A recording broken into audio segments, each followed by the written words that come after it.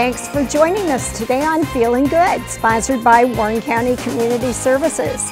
I'm Shelley Abrams, your host, and today I am delighted to reintroduce to you a friend of mine who I interviewed on Feelin Good, we figured about a year and a half ago, as we were discussing the upcoming suffragist Centennial.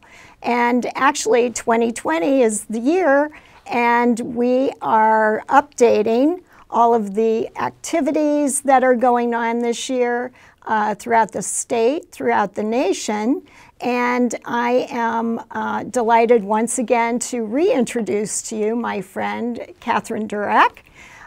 Catherine and I met at an event, I believe it was on a very wintry day in northern Kentucky, when I heard that Catherine was going to be speaking at one of the country clubs.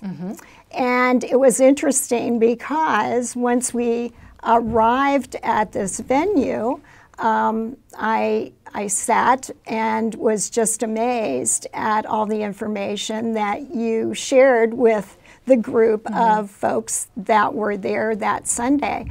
And then we have gone on to have our own follow-up interview. We've kept in touch. We've seen each other for different kinds of organizations, and so today I thought it was so appropriate that we reintroduce and connect once again with our audience with a follow-up of what's going on in 2020. So without further ado, I welcome you, Catherine. Well, thank you so much, Shelley, for having me on today. There is a ton of exciting events and activities happening throughout Ohio and also throughout the nation to celebrate the 100th anniversary of the 19th Amendment, which gave women in the United States a constitutional guarantee of the right to vote.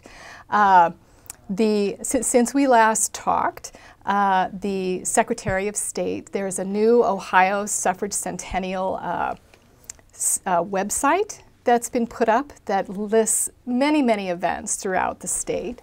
The URL is a little bit long, and so what I would recommend is if you search for Ohio Secretary of State Suffrage Centennial, and you'll come up with a page that is something like this. One of the things that you'll notice is that there is a section right here on events, and you can add events to that site, and you can check out events if you're traveling throughout the state.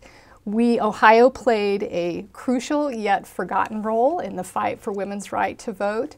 And events are one way of telling those stories. I also seek to tell those stories through podcasts that I have been doing in partnership with Cincinnati's Mercantile Library. Very good. Well, I believe the first time that we met, you were talking about Ohio's role in the suffrage movement. So bring us up to date with what has been going on with you and all of the activities that you've been involved with since last we spoke on camera. Sure. So one of the things that I do is I do speak regularly, both in the greater Cincinnati area and around the state, on Ohio's role in the Suffrage Centennial. For people who are not able to make it to a talk, or for people, or honestly, so that I can get in some of the stories that I just can't squish in 45 intense minutes, I hope intense and exciting minutes of Ohio history. That's where the Genius of Liberty podcasts come in. These are 6 minutes. They're really, really short. They tell fascinating and relevant stories. For example, you might wonder, what does something that happened in 1850 have to do about women's rights have to do with anything that's going on today? Well, in the podcast Fake News, I tell the story of how Lucius Alonzo Hine of Cincinnati was outraged when a letter of support that he sent to the very first National Women's Rights Convention in Worcester, Massachusetts, was willfully misinterpreted by telegraph editors, and then it rocketed around the country on the telegraph wires. And Hine was very, very concerned about how the rapid dissemination of fake information would have a damaging effect on our democracy. So that's from the early 1850s. And how timely today. Exactly. So many, many stories are like this. You would be surprised. So another favorite story, you've probably heard of Susan B. Anthony. Yes. Undoubtedly you've never heard of Margaret Vader Longley. No, I have not. not. All right, so here's a question for you. Did you learn to type? Did you take typing? I actually did, yes. Okay, so you learned to type with two hands, not hunt and peck, right? Right. For that, you need to thank suffragist Margaret V. Longley of Cincinnati, who originated the practice of working on a typewriter the same way you would play a piano. And she credited women's expertise with the piano for their ability to type the typewriter. And this is one of many ways in which she helped open office work, white-collar work, to women. These stories are part of like her story, right? Absolutely. You learn all the standard history throughout throughout the decades in Ohio history, American history, world history, and yet we're finding out there are so many hidden figures that we never heard about as we were growing up, at least when I was growing up and going to school in the 50s and 60s and 70s. So it doesn't surprise me that I have never heard of her, nor the application to the lead-in to white-collar working and clerical work. Yeah, no, and I mean, she's one of many. Another thing that many people wouldn't realize is that for a number of years, the actual national headquarters for the National American Woman Suffrage Association had left New York and was in Ohio, Warren, Ohio. Under the leadership, she was treasurer, she was not president, but she was leading the day-to-day operations of the office. That was Harriet Taylor Upton from the northeast corner of the state. The very first published work of black feminism was published in Xenia, Ohio, very close to here. That was called it was a book by Anna Julia Cooper, and I believe it was called A Voice from the South, and that was published very, very near here. So Sojourner Truth's Ain't I a Woman? Sojourner Truth's Ain't I a Woman speech was delivered at a convention in Ohio. We have many, many stories to tell, and it's no surprise to me that people know so little about this because, what you would have learned about the women's suffrage movement might be a paragraph, a couple of pages in a history book. Think for a moment, how many books have been written about the Civil War? Just 4 years, right? Right. The women's suffrage movement, conservatively, that's if you only measure from 1848, the Seneca Falls Convention, to 1920, the 19th Amendment, and you don't carry on to the 1965 Voting Rights Act. If you only measure from 1848 to 1920, that's 72 years. How many books have we have come out about the suffrage movement? How many movies have you seen about the suffrage movement? So there's this rich, largely unmined material, and there are new books coming out. There are all kinds of exciting events and opportunities for people to find out about their local history and the role that their community might have played in this amazing movement that took incredible persistence and passion from women who believed that women and men who believed that women had the right to participate in democracy. Well, I do have to say the awareness has been just tremendous this year with this centennial being celebrated. And it started on television with the Rose Parade this year. Absolutely. I had read where the float was going to be foremost in the parade, and we have a photo of it here. that actually was an award winner. It ended up being an award winner in the Rose Parade.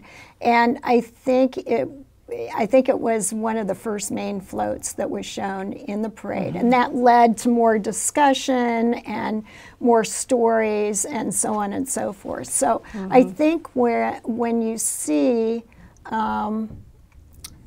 more information popping up in places that you wouldn't necessarily expect to see the suffragist Centennial discussed. I know I went up to New Bremen, Ohio with a Miami University ILR tour a few months ago. And we went to the Bicycle Museum of America up there, which I would recommend. It's fabulous. And one section of the Bicycle Museum featured these giant posters of women riding bicycles. And it included Susan B. Anthony quote in her picture saying that the bicycle was one of the most emancipating inventions for women. And then went on to talk about, and we were talking about it as well, kind of the hidden history of why was that so? You not only have the bicycle, which gave lots of individual women freedom to move about, and also helped change their clothing, so they were less physically constrained and restricted by things like corsets and stuff. But you also have the airplane. The Wrights were suffragists. Catherine Wright was very, very much involved with the Dayton Suffrage League. And women who trained at the Wright Flying School went on to use their airplanes for suffrage demonstrations, to carry banners, to drop leaflets. You have the automobile, which women took hold of and mastered and went cross-country on campaigns to barnstorm across the nation, despite with their own female mechanics. Long before we had interstate highways where crossing a section of the country might have been involved, treading through mud 6 inches deep. They were extraordinarily brave and powerful and gutsy women who demonstrated that, women were not just pretty playthings to sit at home in basically like a china cabinet. Well, I do know that the Warren County Museum and History Center is featuring several exhibits that will be highlighting the suffragist Centennial locally as well as throughout the state. So I would mention to everyone to kind of keep your eye open. In fact, you mentioned the Secretary of State's website. Yes. And I have, you shared with me, there's probably about 8 pages worth of upcoming events categorized in different regions of Ohio. So check out that website because there's probably something going on every month in every region of Ohio, if you're interested. And if you're interested, again, if you can't make it to one of the talks that I give, if you're interested in hearing the kind of program that Shelley was introduced to so long ago when she came to that was my big practice talk. The Genius of Liberty, The Long Struggle for Women's Equality, is a new exhibit that just opened in the Cincinnati Hamilton County Public Library, in the main library on Vine Street. It's in the Joseph Stern Jr. Cincinnati room, and it's up there through April 26th. And if you go, you can look for in the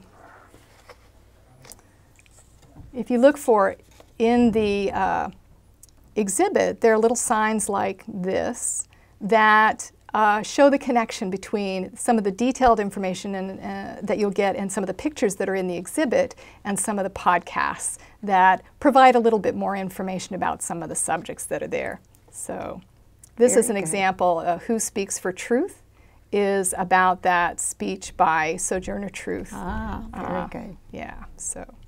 Which reminds me, I just returned from a little trip to Florida to see my brother and sister-in-law, and we went to the World Golf Hall of Fame. And while we were at the World Golf Hall of Fame, there were similar, we could listen to the self-guided tour and so forth. And it was so interesting to see the connections, international connections, to the beginnings of women playing golf. I mean, the royalty in Europe, the queens, there were some of the queens that started playing golf with stick and ball. And it was interesting just to see how that was seen as very, a very independent woman would get into that field of athletics. And I just thought, well, there's another hidden story that you would have never known about. There's another really great story that I want to share with you that's the subject of a Genius of Liberty podcast. The photograph that you see here there's a woman here in this photograph. Her name is Trixie Fraganza. Have you ever heard of Trixie Fraganza? I did after I heard you talk about her. So you've heard of the song Take Me Out to the Ball Game, I have no doubt.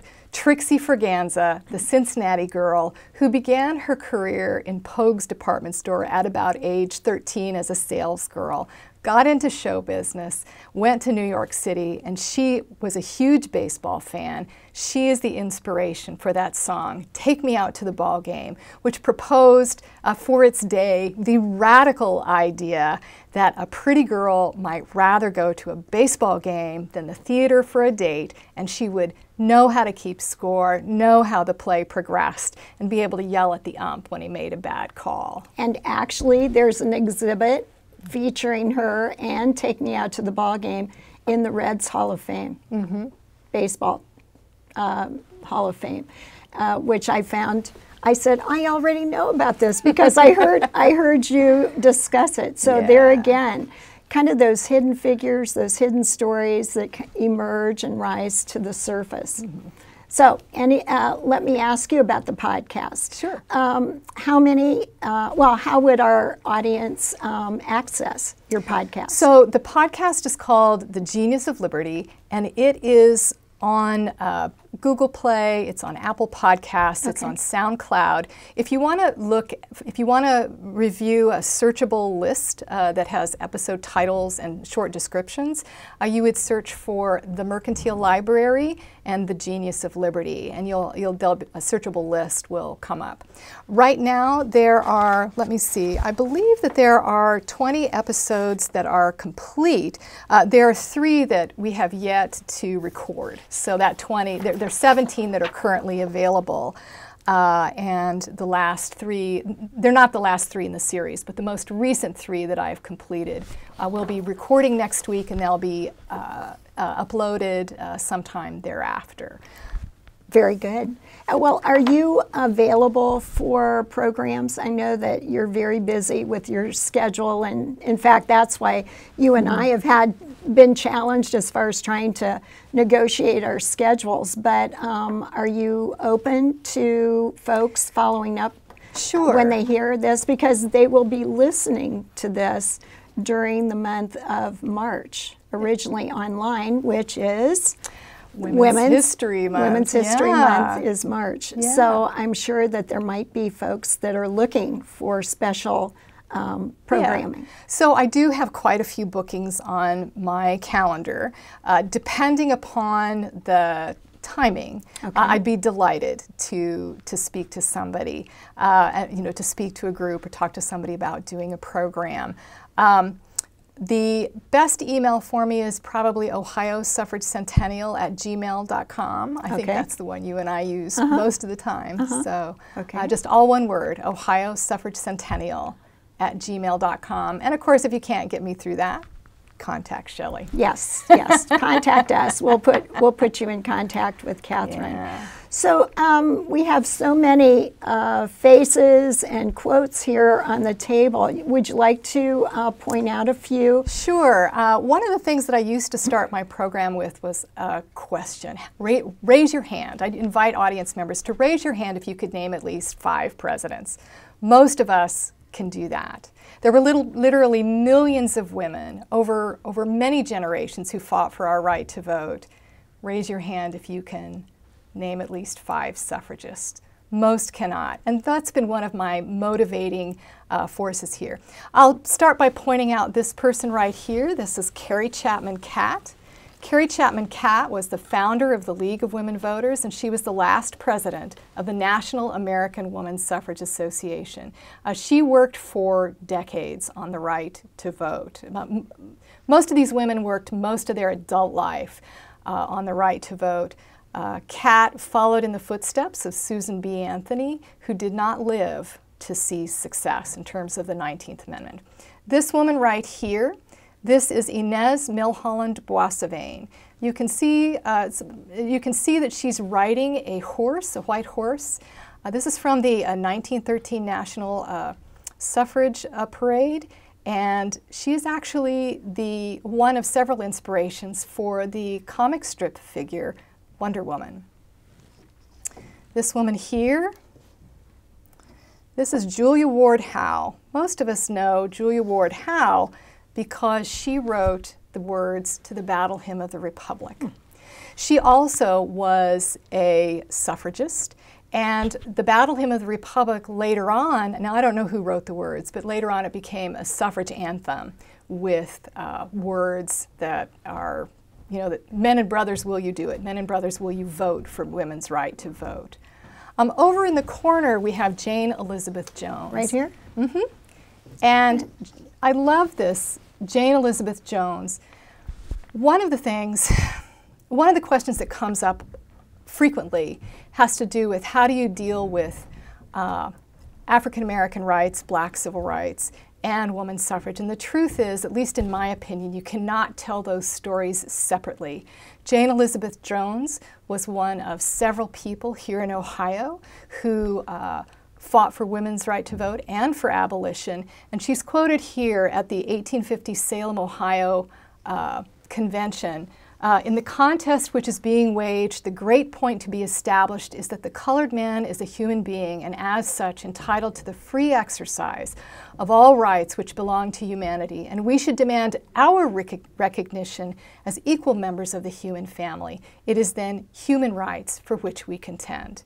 So in my point of view, you really can't separate the two stories. They're deeply intertwined. They also demonstrate how those in power successfully divide constituencies when confronted with social change. So the stories are fascinating. There's just so much to tell. There wasn't always great collaboration, was there? There wasn't. Susan B. Anthony is actually sometimes quoted for a remark she made. So after the Civil War, when enfranchising the freedmen was being discussed, the women were agitating. The women who had spent decades campaigning for abolition as well as women's rights advocated universal suffrage, enfranchising women of color, persons of color and women at the same time. And they were betrayed by the abolitionists. And there's a quote from Susan B. Anthony where she basically says she'll never put any effort toward fighting for the 15th Amendment, which enfranchised freedmen, unless women were included. And that's often that quote is often used to illustrate that she was a racist. In fact, Anthony is memorialized. A biography is written to her memory by Mary Church Terrell, an African-American suffragist. What people don't realize is how complicated the situation was. If the suffragists did, by the time we get to 1919, back off from civil rights, they were betrayed by the abolitionists at the end of the Civil War in their campaign for equal voting rights for everybody. The abolitionists said, this is the Negro's hour. Suffragists, by the time we get around to the early teens, they do back off from civil rights because if 13 states say no, the 19th Amendment is dead, and there were 13 southern states. So they did back off from advocacy on that, and they actively recruited support from white supremacists in order to be certain of that victory. It's a political decision. It's not one of the prettier moments in history. It's a little bit more complicated than saying all those white women were racist. So So it's like the rest of the story. You really have Pretty to much. dig. You really have to dig deeper, and do your research to find out the truth. The truth. And the truth includes some suffragists who, when it came down to a federal amendment versus states' rights, federal versus states' rights, when it came down to the 19th Amendment versus state by state, there were some suffragists who were opposed to a federal amendment, and they changed sides. They voted, they fought against women's suffrage. And to me, that is, you know, that is how that individual's racist points of view, their desire to control within a particular state who gets to vote and who does not, is expressed. So it is not as easy to discuss as it may seem, and there may be more questions than answers sometimes. But you have to keep asking the questions. You really do. To really get to the truth and get to the answers. Well, and the truth, of course, is complicated, and these are stories that, again, because so little research has been done, because there's so little shared knowledge about this very long period of history, there's so much that happens during that very long period of history that it's just not tidy. It's just not a tidy. Suffragists fought for the 8-hour workday, 40-hour work week, workers' compensation. So they fought about labor rights. They fought against child labor. They took on many, they fought for public education. They took on many causes, as well as women's individual rights. And their whole idea was that, gosh, we can make, you know, if we have the right to vote, we can help make our democracy and the United States much better. So it's really an effort that continues today, correct? Absolutely. I would say one of the things that I try to do in the podcasts is give voice to use some of the words that the suffragists themselves from their speeches, because they are so articulate and so passionate and so relevant to the challenges that we face as a country today. Very good. Well, I just recently returned to my my hometown, Shelby, Ohio, and visited the library, Marvin Memorial Library. My mother had worked there for years, and I was doing research on genealogy. And I came upon this magazine that I didn't even realize was in print, and it's been there for 20 years, called Family Tree. And one of the articles that was featured in that was an article saying that it might be a little more challenging to do research on the females in your family, because ordinarily their names were dropped if they married. Their maiden names were dropped and they assumed another last name. And so then they gave all kinds of different websites that you could go to that would help you with that. But you know, that just made me think, as I kept my maiden name as my middle name, for that very reason, that you kind of lose your identity if you get married and your name just goes away. Your maiden name goes away, and then you assume another name. And in fact, what you're talking about there, losing your identity when marriage, when women began this fight, a woman would actually lose her legal identity when she got married. She was, for all practical intents and purposes, the property of her husband, who had the power to use her wages, to take her wages from her if she worked, to control any inheritance, to control her children, to control her body. If she ran away because a husband was abusive, he was within his rights to bring her back and beat her and all sorts of things. So one of the women who was among the first to keep her maiden name when she married was suffragist Lucy Stone. And in fact, you could be considered a Lucy Stoner. for using your maiden name. Ah, very good. So. Good, good. Well, it's just, you know, this is not a celebration of some historical centennial that has no relevance today, for sure. And I think that you are doing such wonderful work as you share with different groups, individuals, your podcast, etc. Many of the hidden history that we would not really have recognized.